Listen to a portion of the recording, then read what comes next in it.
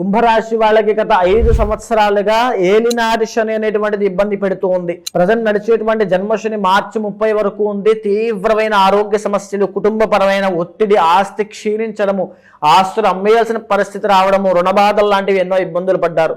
మార్చి 30వ తారీఖు తర్వాత వీళ్ళకి థర్డ్ ఫేజ్ ఆఫ్ ఏలినాటి శని, సెకండ్ హౌస్ లోకి శని వెళ్ళిన తర్వాత మాట వల్ల తగాదాలు అవ్వడము, ఏ పని అవ్వకపోవడము, అప్పులు చేయాల్సిన పరిస్థితి రావడం లాంటివి ఎన్నో సమస్యలు రాబోతున్నాయి.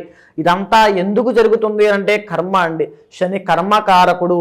మనం చేసుకున్నటువంటి కర్మని శని భగవానుడు శని యొక్క దశ అంతర్దశల్లో కానీ శని యొక్క దోషం పట్టినప్పుడు కానీ మనతో అనుభవింపజేస్తూ ఉంటాడు. మరి వేరే మార్గం లేదా అంటే ఉంది. కర్మ ప్రాయశ్చిత్త రుద్ర తంత్రము.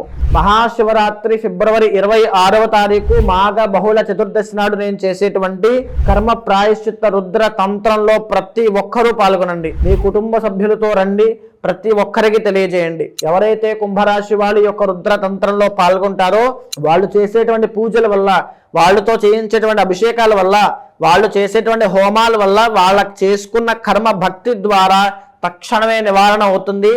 ఏ ఆరోగ్య సమస్య ఉన్నా, ఏ కుటుంబపరమైన సమస్యలు ఉన్నా, ఈవెన్ మ్యారీడ్ లైఫ్లో ఇష్యూస్ ఉన్నా ఈ యొక్క కార్యక్రమం తర్వాత తప్పకుండా వాటి నుంచి బయటపడతారు.